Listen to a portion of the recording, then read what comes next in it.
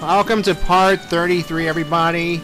And now we're going to go inside this spider house that I previously shown you in an earlier section. I mean, it's been so long I forgot which one it is. Now, what I'd recommend you doing before going here is beat the Woodfall boss, but I think you can make it here without being it if you just hop over the poisonous water as stay cooling. But regardless. And who is this old nice looking fellow right here? Well, pretty much this guy has been cursed by spiders, and what we have to do is go lift the curse. Boy, this looks oddly familiar. Well, it should if you played Ocarina of Time or seen gameplay footage of Ocarina of Time somewhere on YouTube. Basically, what we have to do here is break the curse off this guy, and, well, does this mean we have to hunt down an X number of golden spiders throughout the land of Termina, like we did in Hyrule? Well, thankfully, no. Because, A, there are only 30 golden spiders, and B, they are all in this building. This is why it's called the Southern Swamp Spider House. See, there's one right there, and yeah. So basically what we have to do is to help this guy lift the curse that's bestowed upon him, which made him look like a complete freak. And that's nightmare fuel. I mean, look at that sound when he drops down. It's like... Yeah, pretty much what we have to do now is kill all 30 spiders in this very building, and they'll be free of the curse. And see that item he is wearing? That looked awfully familiar. We've seen that item before in Ocarina of Time too. And something tells me that we might be getting it very, very soon. So yeah, once again, we are hunting Gold Skulltulas because, well, they want to give us more. And since this is a carryover from Ocarina of Time, the developers were like, hey, you know that side quest about hunting golden spiders throughout the land? Why, let's do it again. But thankfully they were wise enough to confine it to a more reasonable location.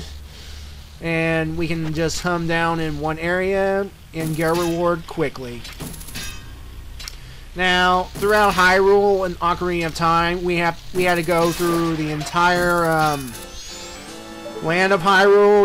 We have to search every dungeon, every part of the overworld, and basically what we're trying to do is hit. Do you hear this sound right here of the spiders? That basically we are looking for that sound, and we know that there's a golden Skulltula located in that very room. And sometimes they can be hard to miss, sometimes they can be right in front of you, but yeah. See, I've gathered bugs earlier because, well, there are these plots right here along the walls that if you release bugs into said holes of the plots, they will force the Gold Skulltula out and we can kill it that way. Now, Ocarina of Time did something similar. Remember when we had to buy magic beans? Well, before we had to plant the magic beans in 9 of the plots, repeat 9, we had to use bugs like these to get the Gold Skulltulas out of these plots and then kill them.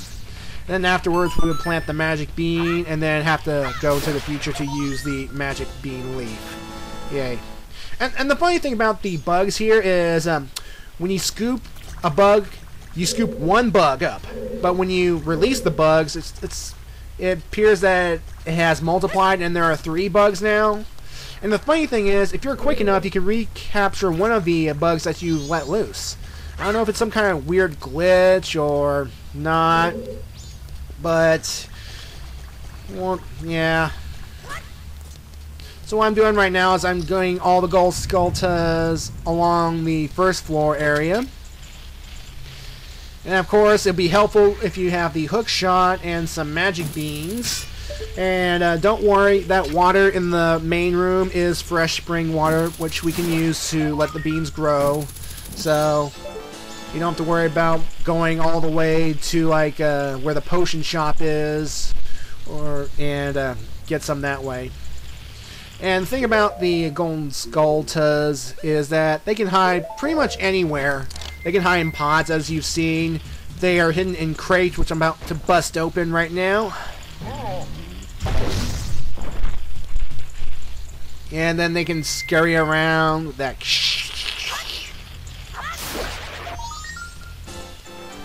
Yeah.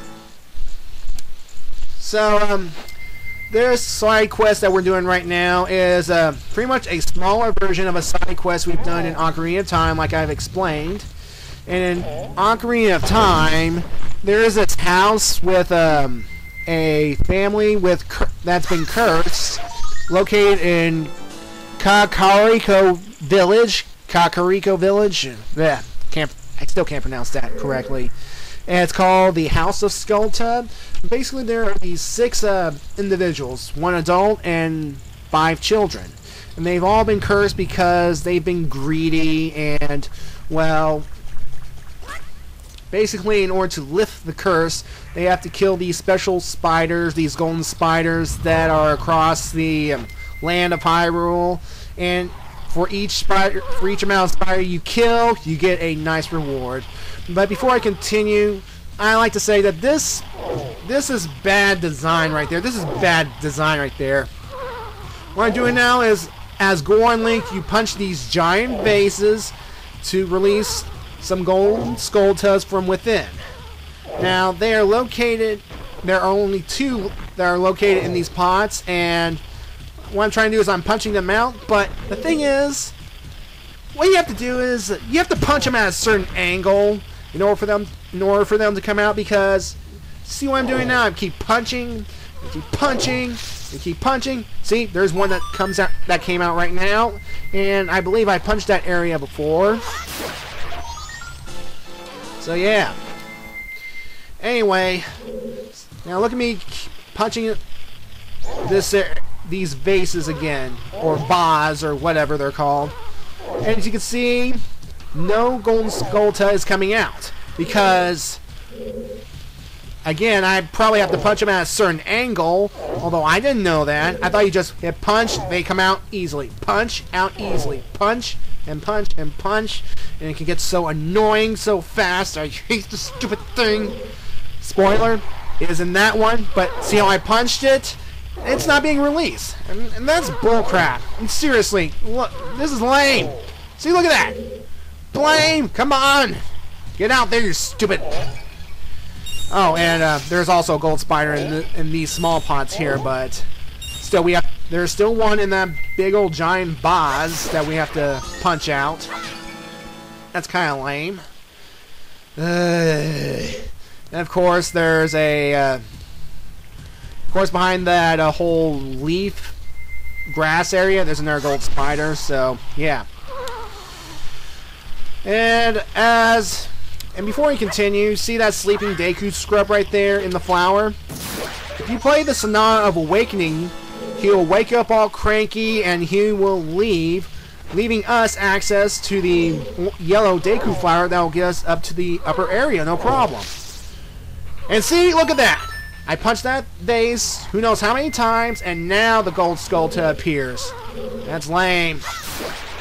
Anyway, the Deku flower will be available to us. That'll help, and it will help us get to the second floor, no problem, if we fall off it.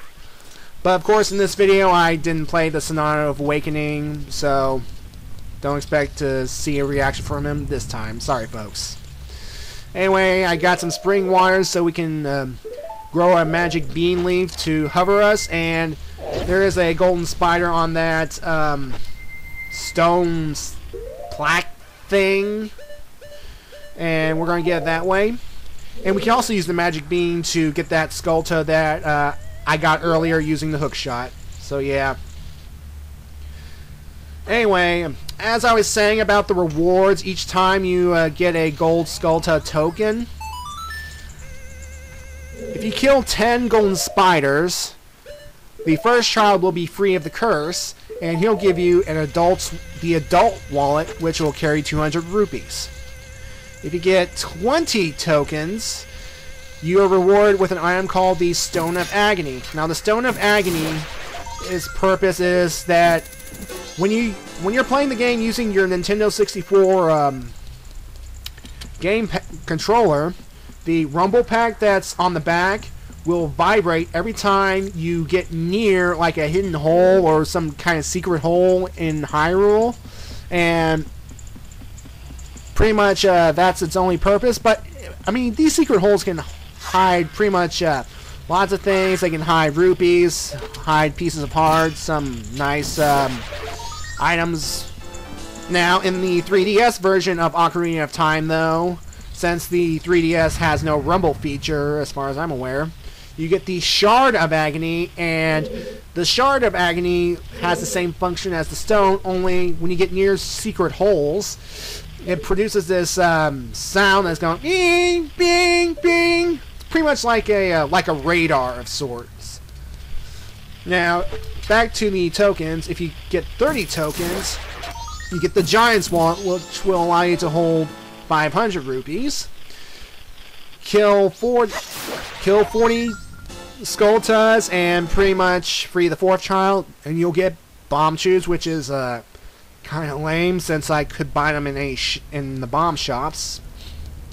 And 50 will free the last child and earn you a heart piece. Now, all the kids will be free, but the adult, the dad, I guess, was pretty much stuck as a mutant cursed spider thingy. And, well,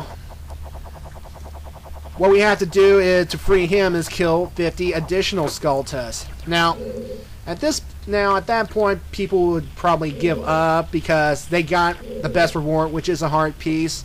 However, if you're one of the few, like myself, who want to be complete, or as much complete as you can, you want to find all additional 50 Gold Skulltulas throughout Hyrule, and when you do, you free the adult, and what you'll do is you'll get a gold rupee, which is again 200 rupees for pretty much for the rest of the game. He'll give them to you forever. But unfortunately, it comes so late in the game that, well, it's not really worth it to do it sometimes, but yeah. And like I said in my last video, there are some places out of the way in temples that contain Gold Skulltulas. Like I mentioned before, the Fire Temple, there are only rooms that you can reach that have Gold Skulltulas that you don't really need to explore unless you're hunting down those spiders. And there's one in the first dungeon in the Great Deku Tree. When you return with bombs, you can blow open a wall, and that's only to find a Gold Skulltula that's located in the room. So, yeah. So what I'm doing right now is I'm shooting these beehives because there are a couple of Gold Skulltulas up in the area. And, of course, be careful of possible bees, and some of these hives will be empty. Now, the thing that they did for this, for the golden spiders this time around, is that in Ocarina of Time, they would just be standing there, like turning around. Like, the most movement they ever did was they twirl, twirl, twirl around in place. Here in the spider house, they can move back and forth, which is a slight improvement on design, but, well, yeah. Anyway. Oh, and whenever you don't hear the sound of that spider, that means that we've cleared them all in a certain room and we can go on to the next room. I mean, it's kind of hard to pinpoint exactly where they are, but if you read a guide on GameFAQs, or you've replayed this game over and over and over again, you can basically get the layout. And by hitting this crystal switch, it will produce a ladder that will help me get to the upper area a little faster, and yeah. You see, I'm making this look easy, but as you're noticing, I've done some editing because, well, it's been a while since I played this game, and I kind of got lost finding these golden spiders. I thought I cleared them all. There might have been some hidden, but again, folks, just listen for the sound. If you still hear that sound, that means there's still spiders to left, and we'll kill them all. It's just a matter of finding where the locations are. Now don't worry, we're almost done with this. Now, I wonder who would build a house that contains golden spiders. I mean, the design of the house is very spider-like. I mean, is it some kind of temple to worship spiders or not? Or, this place is kind of creepy when you think about it. I mean, I kind of want to learn who made this place, but at the same time, I kind of don't, because what if these people were the ones who produced the curse in the first place? Maybe their counterparts in Hyrule created the curse. You ever think of that? And of course, there is one golden spider in the beehive this time, and I was thankful to get this one. Yay. We're almost done, folks. Just bear with me a little longer. Just bear with me. Now, of course, well, if you don't want to see me get golden spiders, you could go ahead and skip on to part 34, which pretty much is just the final legs of my item collection for this go around, and then I will be entering Zora Hall. And then I believe it's video number 35 where I begin the actual journey through Great Bay Temple. And I will tell you right now that I had a troubling experience in that temple. I hate it so much. Anyway, this room here, this final room, is bug central. I mean, there are a lot of Gold Skulltulas here. See that one going in and out of the grass? There are actually two of them. And for some reason or another, I decided not to get both of them at the same time. Because in the main room there is one more bug in a soft patch in the wall, and I'll be getting some bugs. I got some bugs to, well, pretty much fish it out.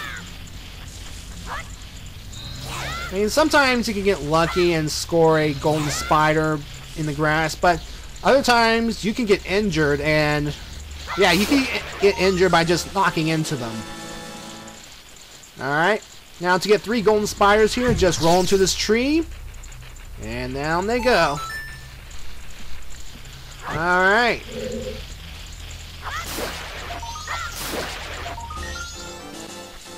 I like how you collect at each token you get da da da da, like you've accomplished something. Da da da da da da da da ba ba ba.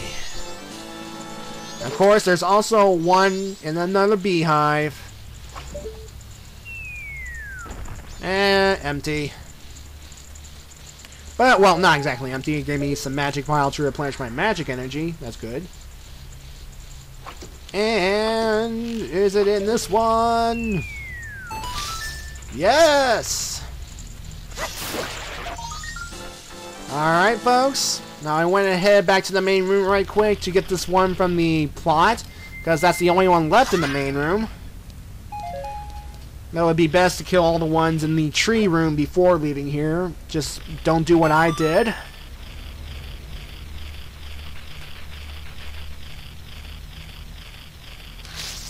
Yay, now I can kill you. And now we're down to one more bug. I hate bugs. There's the last one right there. And we did it! We are finally done! So now we can leave this place and claim our reward for lifting the curse on this guy. Alright. Apparently his story is that he got this mask right here because it holds a great fame. And while trying to decipher the mask, he got cursed. So, pretty much, he doesn't want the mask anymore, and, well, he'll give us the mask, which is the Mask of Truth. We have seen this mask before in Ocarina of Time. It can let us read gossip stones, and it can let us read the thoughts of animals. So we're going to try it right here on this dog right quick. And there is a much more useful purpose to wearing the Mask of Truth. And I'm going to show you that purpose in part 34. So folks, I'll see you then.